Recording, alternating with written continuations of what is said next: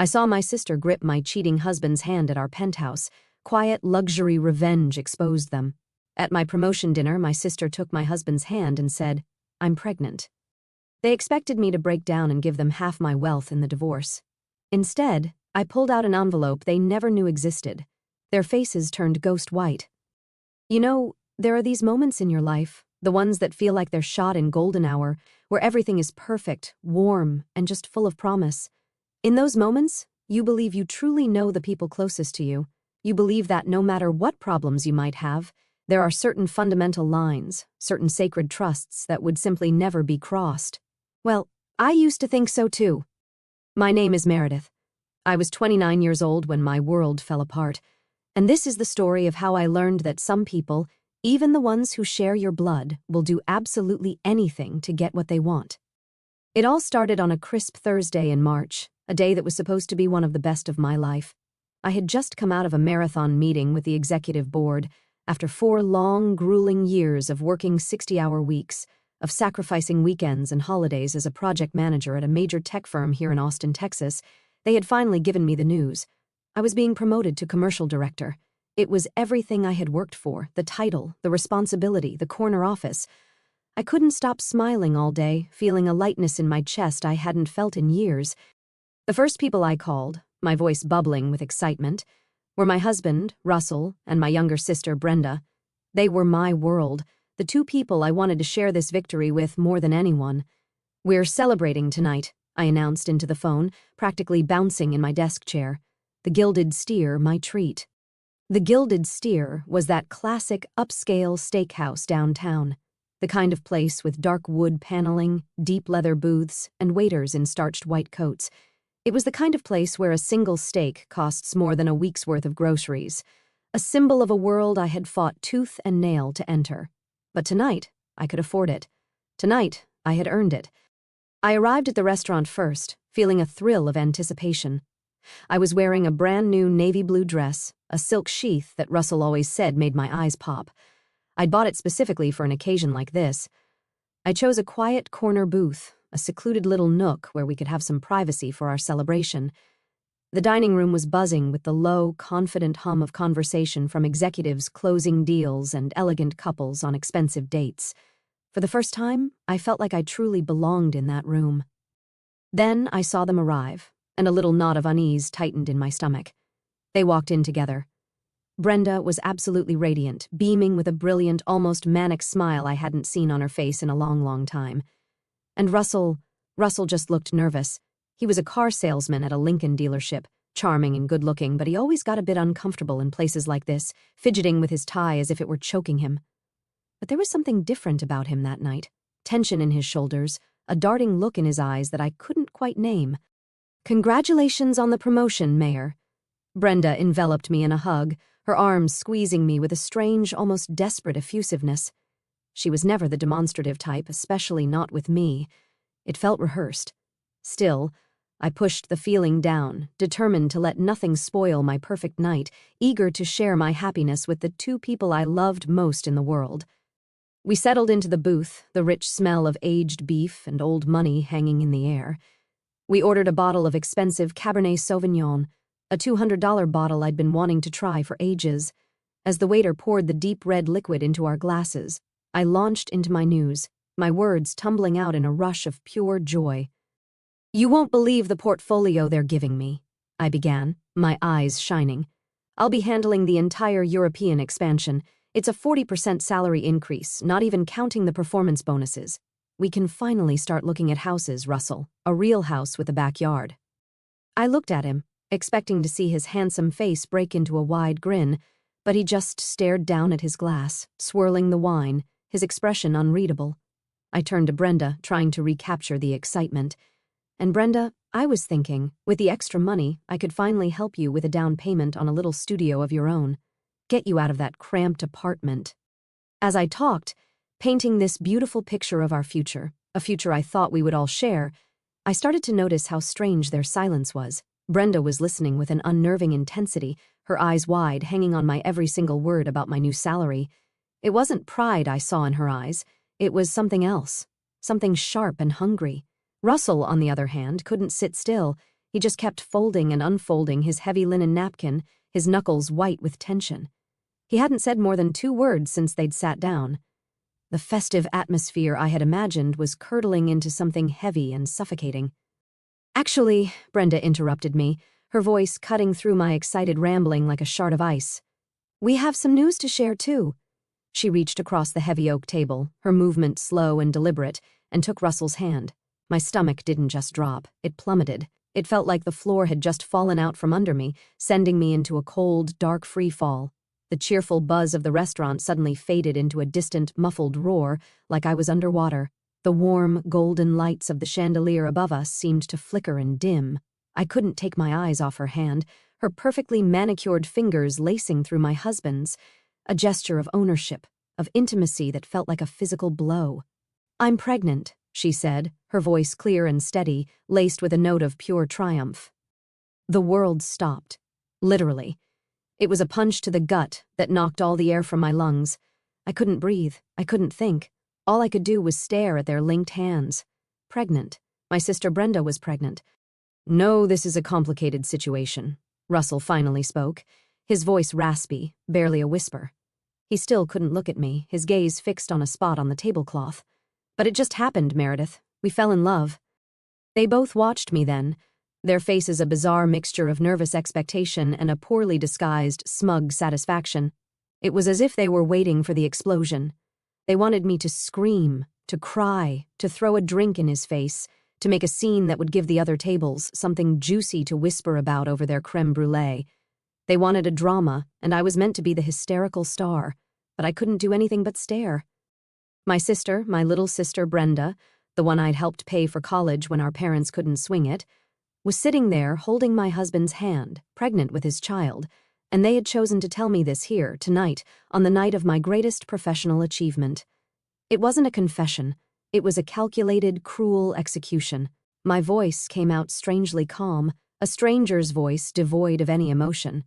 "How long?" I managed to ask.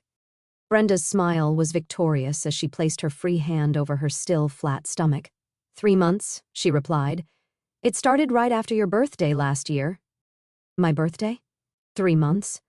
3 months of whispered phone calls, of secret meetings, of them laughing behind my back while I worked 12-hour days to get this promotion. This promotion I was so desperate to share with the very people who were gleefully destroying my life.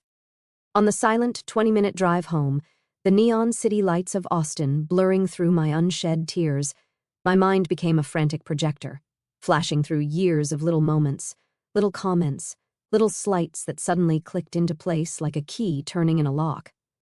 Brenda had always lived in my shadow, and now I realized it hadn't just bothered her, it had consumed her.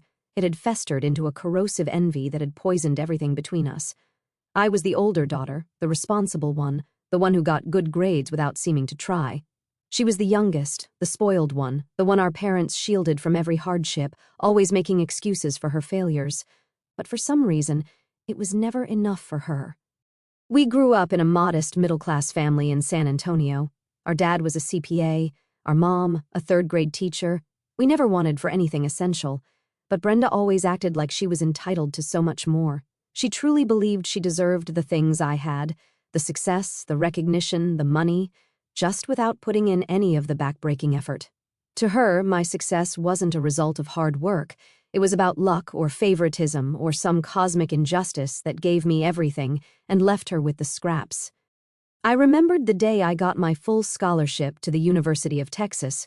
While my parents were bursting with pride, Brenda had just sniffed and said, "Well, of course you did. You always have that kind of luck."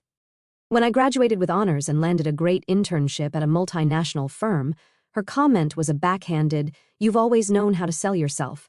It wasn't a compliment, it was an accusation. The most telling memory was from 5 years ago, right after I bought my first condo. I was 25, bursting with pride over my first piece of real estate. I'd invited the family over to see it. While my parents marveled at the high ceilings and the small balcony, Brenda walked through the rooms with a critical eye. She ran her hand over the granite countertops I had been so proud of. "This must have cost a fortune," she'd said, her voice laced with something I mistook for awe but now recognized as resentment. "Aren't you worried about being a little too ambitious, Mayor? It's a long way to fall." Our parents, bless their hearts, had always tried to even things out in a way that only made it worse. When I bought my new, reliable Ford Fusion with my first big bonus, they scraped together enough to buy her a 10-year-old used one, just so she wouldn't feel left out. When my salary started to climb into the six figures, they increased the money they secretly gave her to help with her rent. It was like they were trying to artificially compensate for my success by keeping her afloat, which only fueled her toxic sense of entitlement. Now, her constant probing questions about my finances made a sickening kind of sense. "So, what's the interest rate on a mortgage like this?" she'd ask when she visited. "What's your salary now anyway? I'm just trying to get a benchmark for the freelance market," she'd lie, as if her sporadic graphic design gigs were in the same universe as my corporate career. When I mentioned I was investing in stocks, she wanted to know specific amounts, which funds I was in. It wasn't sisterly curiosity. It was reconnaissance. It was pure, unadulterated greed, and I had been too blind, too trusting to see it. And Russell. Poor, simple, easily led Russell. When I first introduced him to my family, Brenda had made it a point to pull me aside and say he wasn't my type. Now I knew why. He wasn't her type either. He was just her tool. He was her way in. He was the weak link she could exploit to get to what she really wanted, my life. I unlocked the door to my condo and stepped inside. The silence was deafening. The air was thick with the ghost of the life I thought I had. It was bizarre how your entire world could detonate and the physical space around you could remain so stubbornly, mockingly unchanged. Russell's worn-out running shoes were by the door. His favorite Dallas Cowboys mug was sitting on the counter. His toothbrush was still in the ceramic holder next to mine in the bathroom. Each object was a tiny, painful monument to a lie. I sat on the edge of our bed, the bed I had picked out, the bed I had paid for, still in my navy blue dress and heels, and just stared into the void. My brain, my overachieving, problem-solving brain, had finally short-circuited. There was no plan, no strategy for this. I knew I should be crying, screaming, throwing his clothes out the window, but all I felt was a profound hollow numbness, like my soul had been scooped out, leaving an empty shell. He didn't come home that night, of course. Around 2 a.m., my phone, which had been sitting silently on the nightstand, buzzed with a text. It was him. A coward's message. "I'm at Brenda's. We'll talk tomorrow." Brenda's. Not your sister's house, Brenda's. He called her place like it was his home now, a familiar destination, as if our 4 years of marriage, our shared life, were just an inconvenient detour on his way to her, as if I was the obstacle that had finally been removed. I spent the rest of the night awake, pacing the 1,200 square feet of the condo I'd bought with my own money, trying to understand how I could have been so blind. The signs were all there, weren't they? Russell working late more often in the last few months, Brenda suddenly calling more frequently, asking about my schedule under the guise of sisterly chatter. Them arriving at the restaurant together as if it were the most natural thing in the world. It all made a sickening kind of sense. Now, when the sun finally began to stream through the blinds, I was still sitting on the couch, my beautiful dress wrinkled, my makeup a smeared wreck. My phone showed 17 missed calls from my mother. Brenda, the master manipulator, had already called her, no doubt spinning some romanticized, tragic tale of star-crossed lovers who just couldn't help themselves. My mother's inevitable call came a few minutes later. "Meredith, honey," she began, her voice laced with a pained confusion. Brenda told me. "Honey, these things are complicated. Love is a funny thing. And now there's a baby to think about." I cut her off. "Mom, I can't talk about this right now." I called my assistant, Simone, my voice a dead monotone. "I'm not coming in today." She knew better than to ask questions. She just said, "Take care of yourself, Meredith. You never miss work. Whatever it is, I hope you're okay." Under the hot spray of the shower, I finally broke. It wasn't a dramatic movie-style breakdown, but the quiet, exhausted sobs of someone who had just lost the two people she thought she could trust most in the world. When I got out, I saw 3 texts from Brenda. "Mayor, we need to talk. This wasn't how we wanted you to find out. I know it's hard, but we can resolve this like adults." I held my thumb over the screen and deleted the entire thread without a second thought. She didn't deserve a response. That evening, Russell showed up with an empty suitcase to get some of his things. He still had his key. The audacity of him letting himself into my home, the home he had betrayed, was staggering. He tried to explain himself while he packed, spewing the kind of empty clichés you hear in bad movies. It wasn't planned, Mayor, it just happened. As if betrayal were a sudden weather event, an act of God beyond his control. Brenda was going through a tough time, he mumbled, stuffing shirts into his bag. She needed someone to talk to. I watched him, a cold, hard clarity forming in my mind. The numbness was receding, replaced by a slow-burning, icy rage. I'm going to find a lawyer, I said, my voice flat and final. He stopped packing and looked at me, a flicker of genuine panic in his eyes. The reality of consequences was beginning to dawn on him. Mayor, it doesn't have to be like this, he said quickly. We can be civil. We can divide things fairly.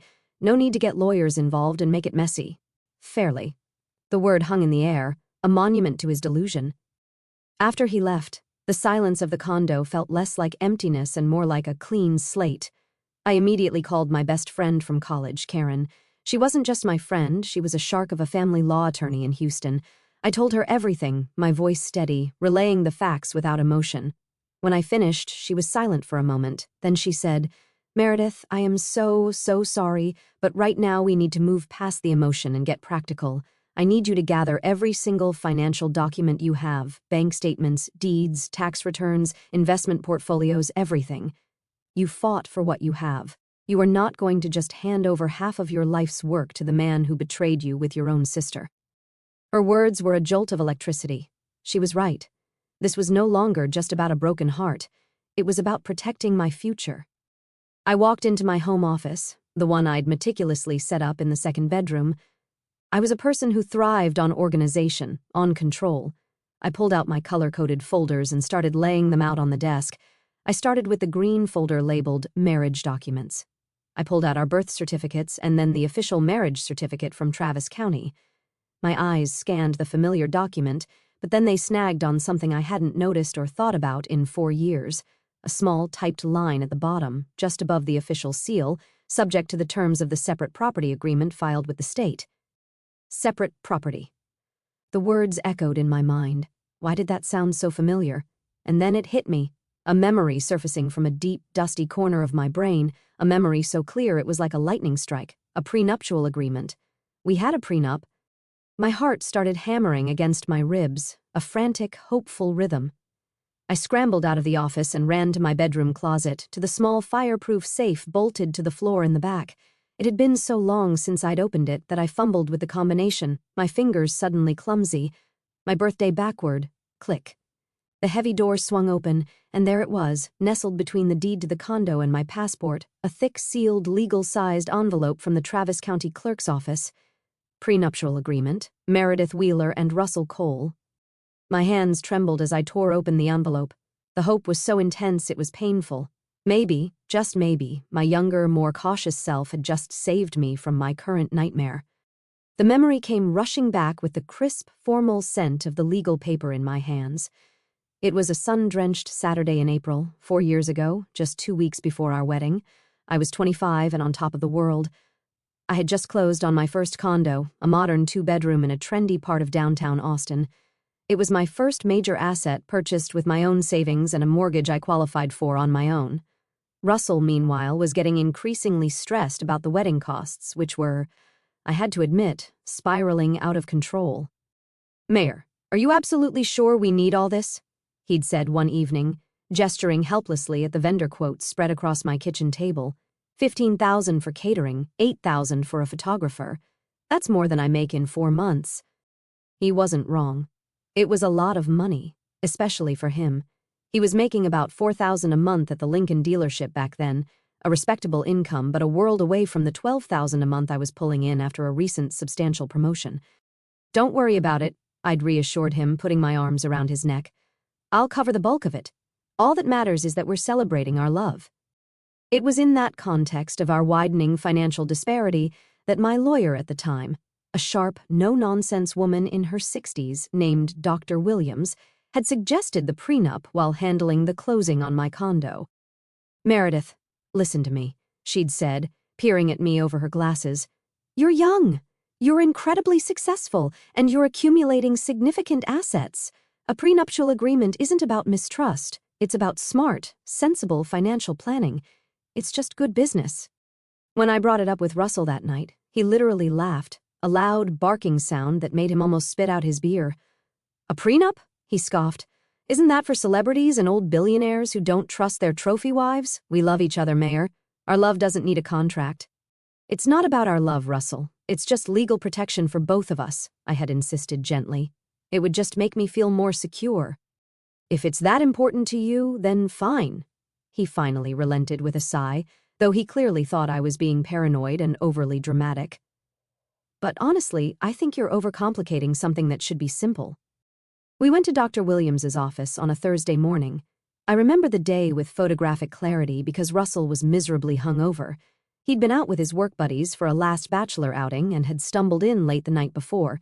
He showed up to the lawyer's office 15 minutes late, looking sleepy and irritable, complaining under his breath that he'd lost an important sale because of the appointment.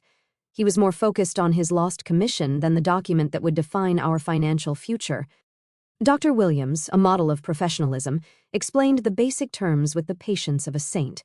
"Complete separation of assets," she said, her gaze fixed mainly on Russell, trying to gauge his comprehension.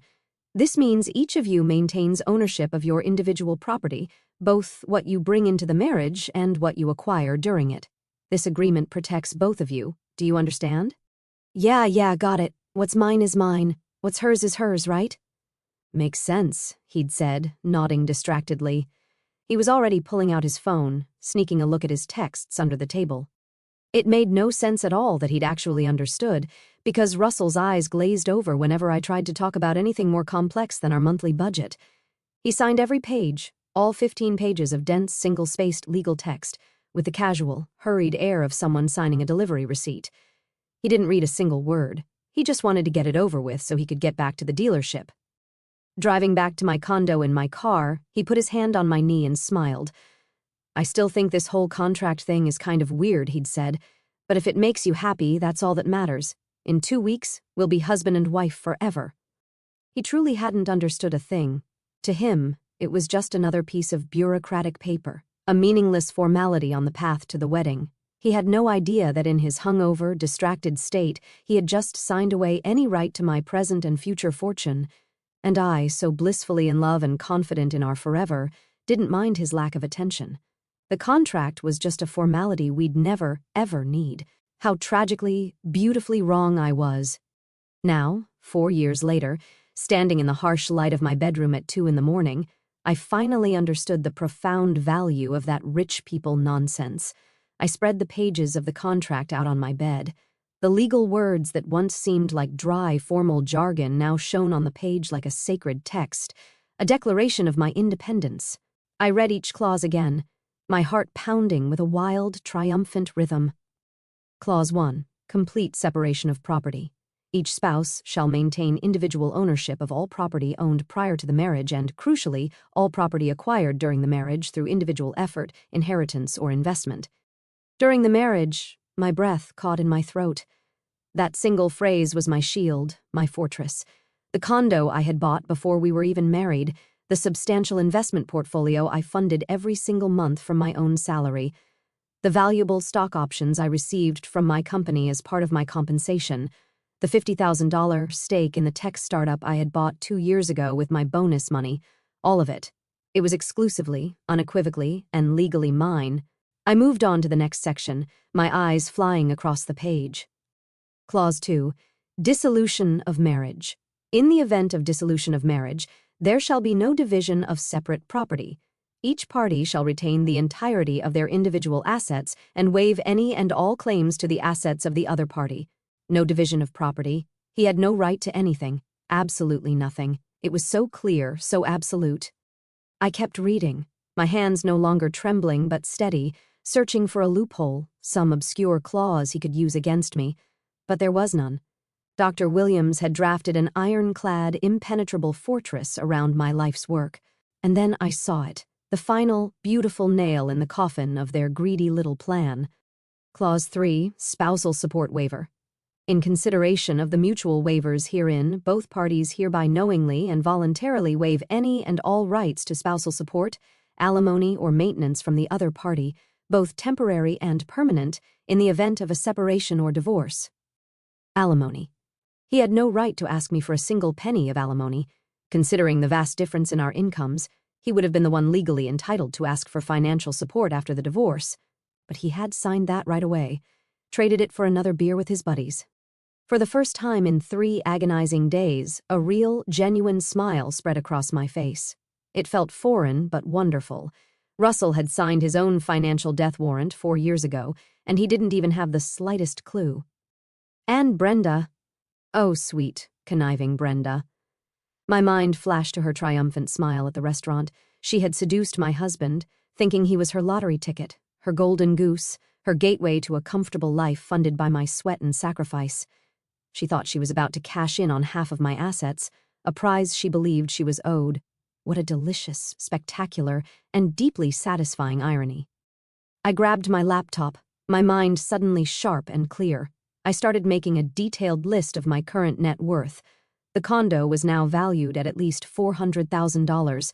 My investment portfolio was just over $100,000.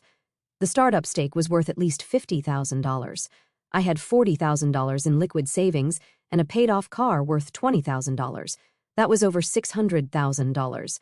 And that didn't even include my new salary of $16,000 a month, plus performance bonuses that could double that amount in a good quarter. Russell would continue making his $4,000 or $5,000 a month selling cars. Brenda didn't fall in love with my husband. She fell in love with my portfolio, and they had both made a fatal, ruinous miscalculation. They had no idea about the armor of ink I had wrapped around my life all those years ago. I took photos of every single page of the contract with my phone and emailed them to my lawyer, Karen. The subject line was, one word, found. 15 minutes later, even though it was nearly 4 a.m., she replied. Her message was short and sweet. Meredith, this changes everything. Call me the second you wake up. They have no idea what's about to hit them. The next morning, I woke up a different woman. The grief and shock were still there, simmering beneath the surface, but they were now overlaid with a new, powerful emotion, resolve, a cold, hard, diamond-like resolve. While drinking coffee in my sun-drenched kitchen, looking out at the Austin skyline, I finally saw their entire scheme with perfect clarity. Brenda's plan wasn't just an impulsive, passionate affair. It was a long, calculated game of greed.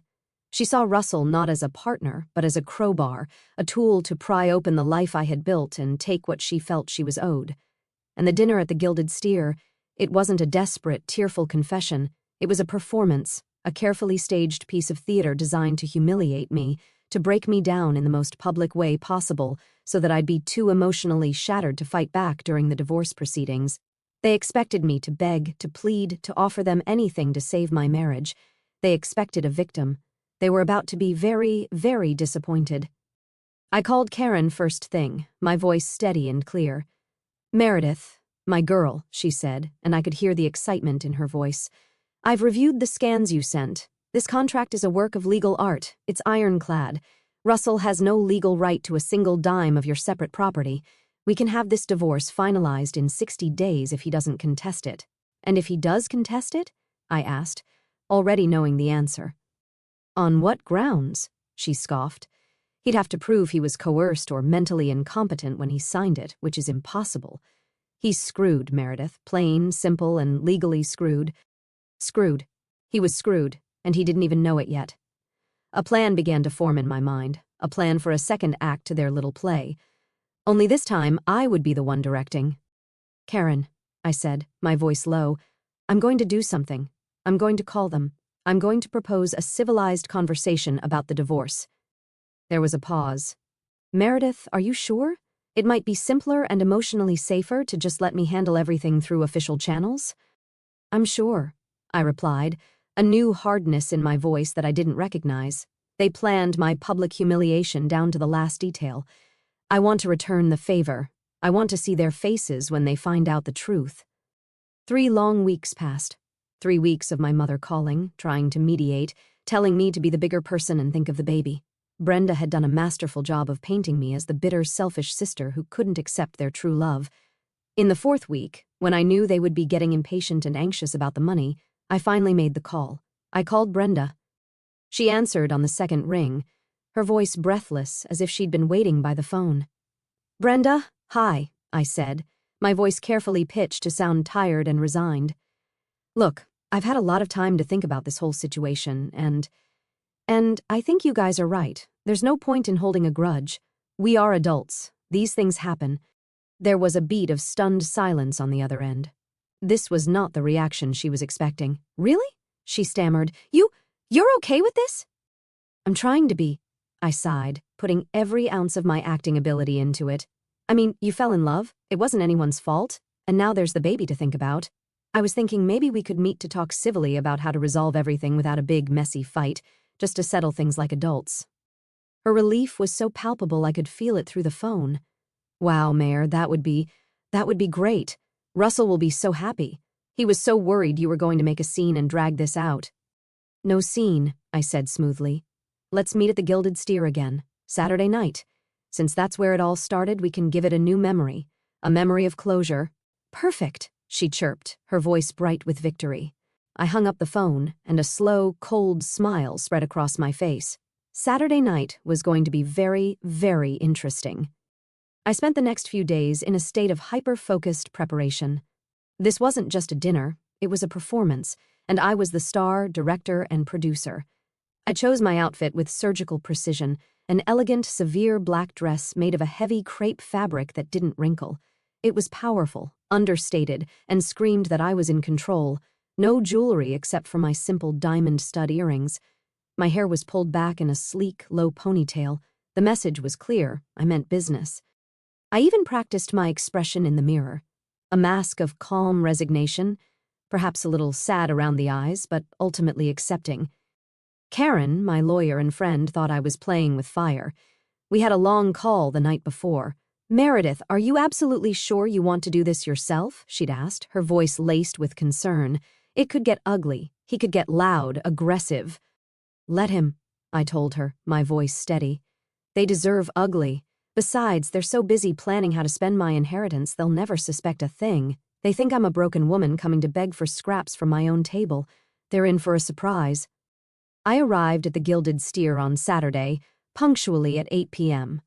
The hostess recognized me, and her face fell with a flicker of pity. I gave her a small, tight smile. A table for 3, please, under Wheeler. As she led me through the dining room, I requested the very same corner booth from that fateful night. The maitre d', a kind older man named Jean-Pierre, also recognized me and gave me a deeply sympathetic look. I hope tonight is a much happier occasion for you, ma'am, he said in a low voice. I have a feeling it will be, I replied, my voice smooth as silk. If only he knew. I sat there for 10 minutes, sipping a glass of ice water, observing the room. I felt strangely calm, my heartbeat slow and steady. The anger and grief were still there, but they had been forged into something else, something sharp and focused, like a weapon. Then they arrived. Russell and Brenda walked in hand, and the entire atmosphere around them was different. They were relaxed, smiling, laughing together. They looked like a couple who had weathered a storm and had now come out into the sunshine, completely in love and ready to claim their prize. They were no longer nervous, they were triumphant. Brenda was wearing a soft pink maternity dress that was just tight enough to proudly accentuate her small but noticeable baby bump. They looked smug. They looked like they had won. Mayor, Brenda said, leaning down to give me an air kiss next to my cheek, her perfume cloying and sweet. You look beautiful, so chic. Thank you, I said, my voice perfectly even. You both look well. The pregnancy suits you, Brenda. It's been wonderful, she bubbled. We're already thinking of names.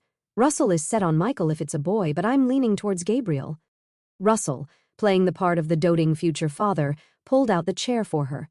A chivalrous gesture he rarely bothered with for me in our 4 years of marriage. He sat down opposite me and gave me a look of practiced sincerity. Meredith, he said, his voice low and serious, thank you for agreeing to do this, for talking like this peacefully. I was afraid you would, make a scene. I finished for him, giving him that small, sad smile I had perfected. Don't be silly, Russell. We're all adults here, aren't we? We ordered the same expensive bottle of Cabernet as last time. The irony was so thick you could cut it with a steak knife. They thought this was their victory lap, the final negotiation where the vanquished foe gracefully surrenders the spoils of war. They had no idea they were walking into an ambush. After the waiter had poured the wine and retreated, Russell cleared his throat, getting down to the business he was so eager to conclude.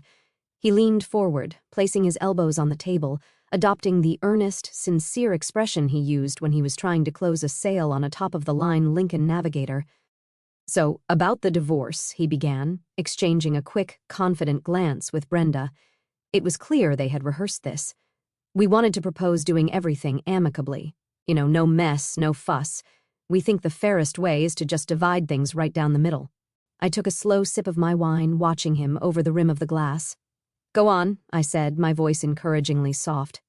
"Well," he continued, gaining momentum, "we can get the condo appraised and sell it, then split the proceeds 50-50. The investments, too.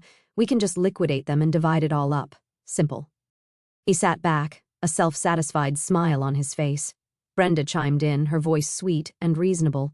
"We think that's the only fair way, Mayor. You two built a life together after all." And Russell added, his tone becoming a little more serious, with your new promotion and that fantastic new salary, "We were thinking some temporary alimony would really help until I can get stabilized with Brenda and the baby. It would just be for a year or two, just to help us get on our feet." Alimony. He really believed, with every fiber of his being, that I was going to pay him alimony while he started a new life with my sister, raising their child. The sheer, unadulterated, breathtaking nerve of it was almost impressive. I let the silence hang in the air for a long moment. I slowly reached into my purse, my movements calm and deliberate. They both watched me, their eyes gleaming with anticipation, like two hungry wolves waiting for the kill. They probably thought I was pulling out a pen, ready to scribble my agreement on a cocktail napkin.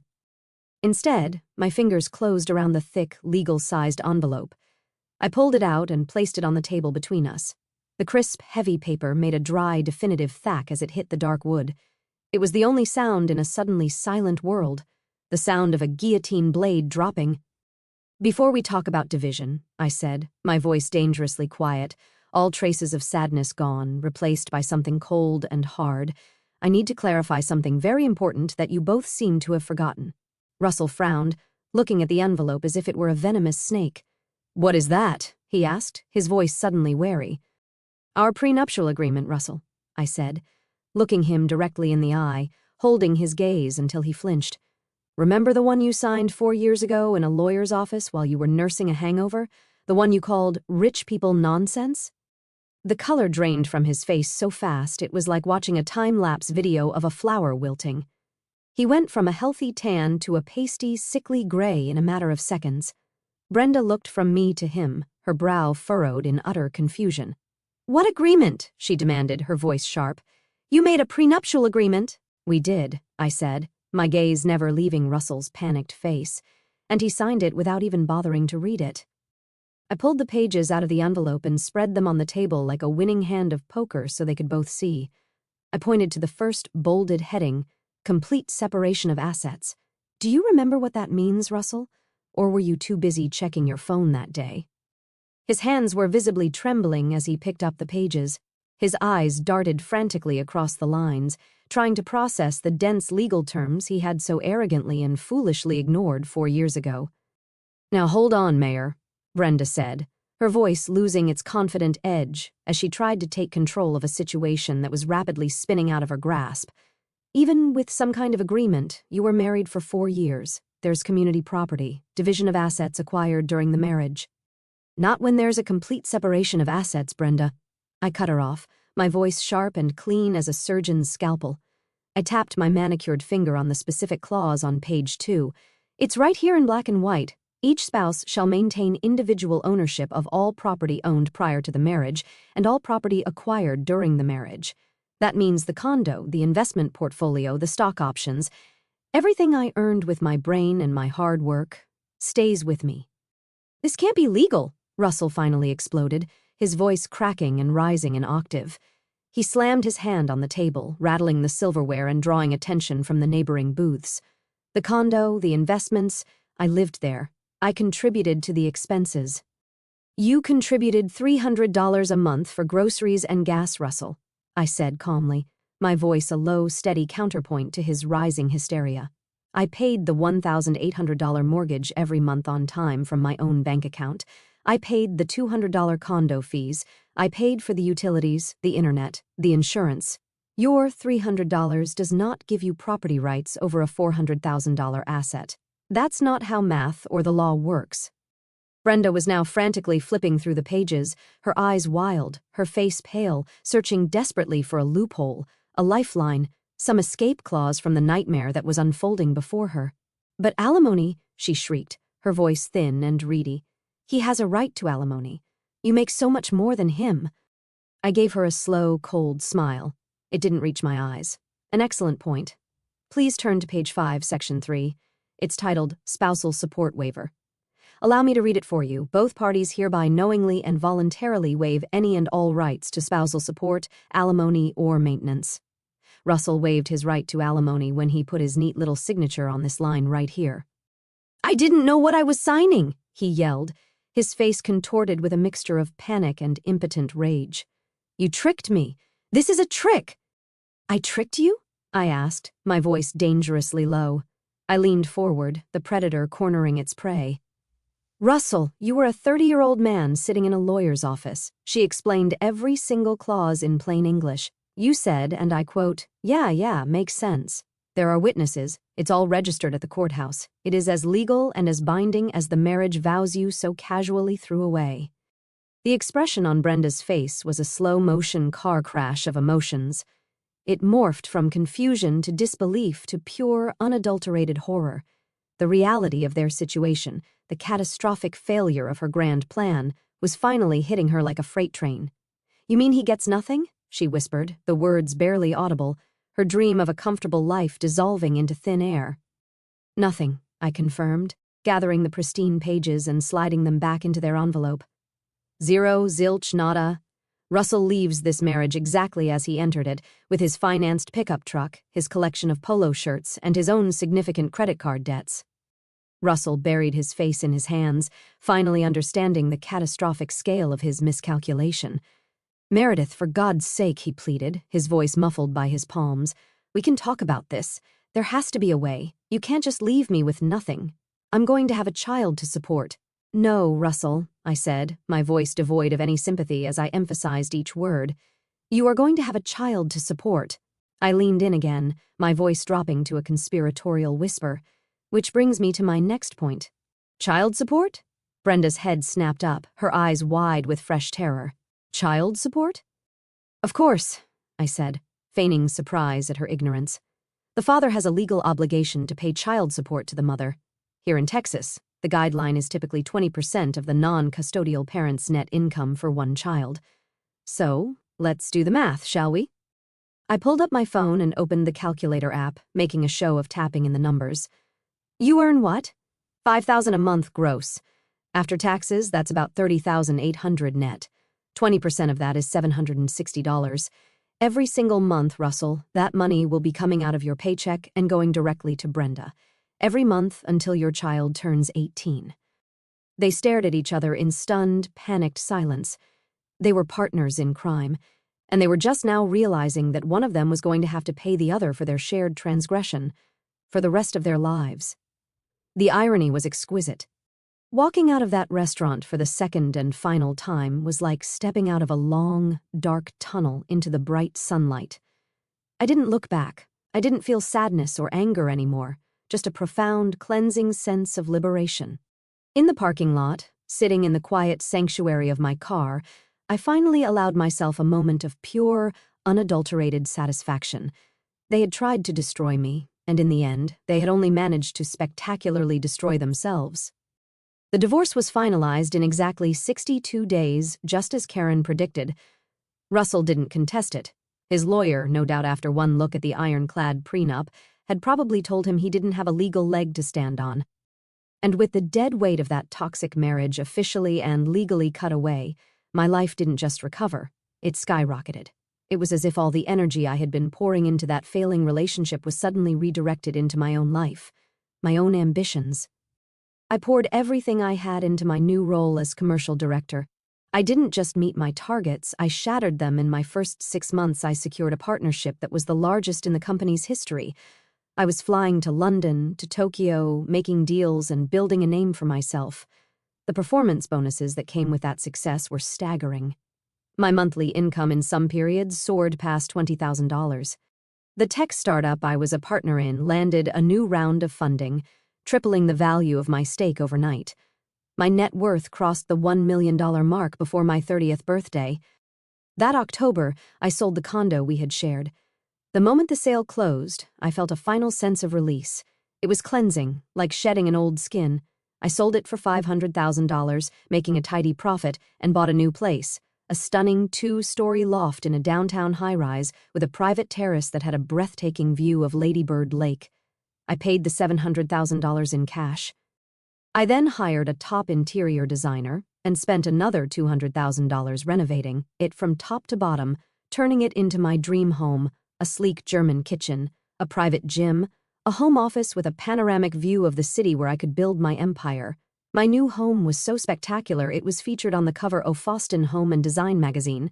At 30, I had achieved the American dream entirely on my own terms. I traveled to Europe 3 times that year. Paris, Rome, Barcelona, always alone, always first class, always staying in the best hotels. I bought myself a classic Cartier watch, not because I needed to know the time, but because I could. I dined at Michelin-starred restaurants. I shopped without looking at price tags. The loneliness I thought I would feel, the emptiness I had dreaded, never came. After the searing sting of betrayal, the profound peace of solitude was almost addictive. I didn't have to explain my choices or justify my expenses to anyone. My life was finally completely my own. I started therapy not out of sadness, but for growth. My therapist, an incredible woman named Dr. Chin, helped me unpack not just the betrayal but the years of toxic family dynamics I had mistaken for love.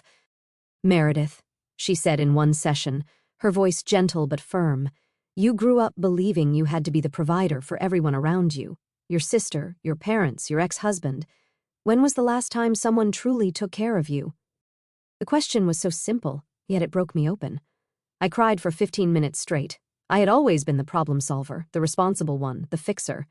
It was time to put myself first, to discover who I was when I wasn't propping up other people's lives, and that's exactly what I did.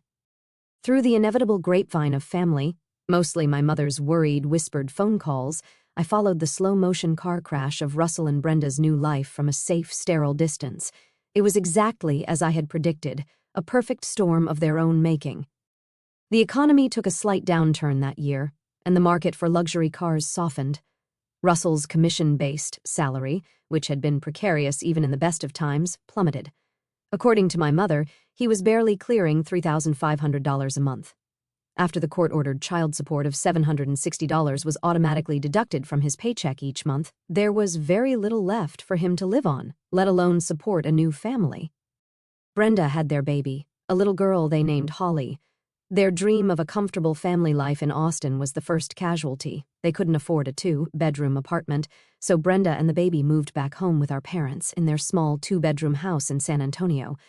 Our parents, who were retired and living on a fixed income, were now supporting 3 adults and an infant on my father's meager pension. The financial and emotional strain on them was immense.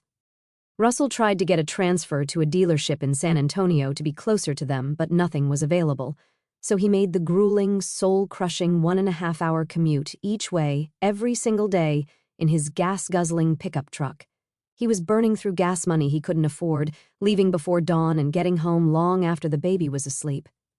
"He seems so tired lately, so defeated," my mother would tell me, her voice full of a sympathy I could not muster. "And Brenda is trying to find more freelance clients, but it's so hard with a newborn." Eventually, the pressure cooker situation at my parents' house became untenable. Russell and Brenda moved out, not into a nice starter home or even a decent apartment, but into a rented, single-wide trailer in a run-down park on the dusty outskirts of San Antonio.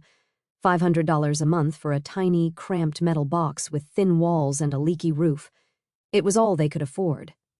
My mother said they fought constantly, vicious, ugly fights about money. He blamed her for pushing for the divorce so aggressively, for being so blinded by greed that she never considered the possibility of a legal document like a prenup. She blamed him for being a lousy salesman, for losing his good job at the Lincoln dealership due to his poor performance, for not being able to provide them with the life she felt she was owed. The grand, all-consuming love that had justified their betrayal had curdled into bitter, daily resentment and blame. It turned out their great passion couldn't survive the harsh reality of a shared bank account that was perpetually overdrawn. Brenda sent me a few desperate, rambling messages in the middle of the night. Messages that evolved from half-hearted, self-serving apologies to direct pleas for money. "Mayor, I know I messed up, but Holly is your niece. She's an innocent child. Can't you at least help with her doctor's bills? Russell's new job at the used car lot doesn't pay enough. We can't cover everything." I read them, a strange sense of detachment washing over me, and then I blocked her number for good. Her choices were not my emergency. 2 years after that night at the steakhouse, my life was unrecognizable in the best possible way. I was now an executive director at my company, a position that came with a salary of $300,000 a year and a level of professional respect I had once only dreamed of. My net worth had sailed past the $2 million mark. More importantly, I had found a real partner. I met Daniel at an art gallery opening. He was a successful architect, a kind, intelligent man with a quick laugh and a quiet confidence. He had his own successful firm, his own ambitions, his own life. Our relationship wasn't built on need or dependency. It was built on a foundation of mutual respect, shared interests, and genuine partnership. We were two whole, independent people choosing to build something new and beautiful together. There was no financial imbalance, no hidden resentments, no games. "You have an impressive strength and resilience.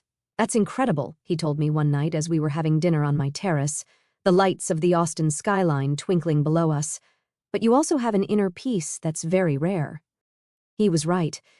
I had finally found a profound peace, a peace that came from knowing exactly who I was, what I had survived and what I deserved. I no longer needed anyone's approval. I no longer felt the crushing, lifelong obligation to support people who only took from me. Family, I had learned, isn't just about blood. It's about who truly celebrates your wins, who respects your boundaries, and who supports your well-being. My assistant, Simone, who had become a close friend, and my lawyer, Karen, were more family to me in those years than Brenda had ever been. On the 3rd anniversary of the betrayal, a day I no longer marked with sadness, but with a quiet sense of gratitude for the freedom it had brought me, I received a message from an unknown number. It was Russell. "Meredith, I know you have no reason to ever want to talk to me again, but I need to say something. You were right. You were right about everything. About me, about Brenda, about the money. I was a weak, foolish man, and I destroyed the best thing I ever had in my life. I hope you're happy. You deserve it." Reading that message didn't bring me a surge of satisfaction or a flare of anger. It just brought a quiet, final sense of closure. He had finally understood the magnitude of what he had lost, but it was years too late. I had moved on so completely, had built a life so full and rich, that his apology was like a letter addressed to a person who no longer existed, a ghost from a past life. I looked at the message for a moment, took a deep breath, and then I deleted it without responding. Today, I look back at that horrible night at the Gilded Steer, and I see it for what it truly was, the best gift life could have ever given me. It was a painful, brutal, and necessary catalyst. It forced me to discover the depth of my own strength. It taught me that my dignity and my self-respect are non-negotiable. My story isn't about revenge. It's about justice. It's about the profound and liberating lesson that when you finally stop propping up people who only want to use you, you have so much more energy, so much more strength left to build something truly extraordinary for yourself.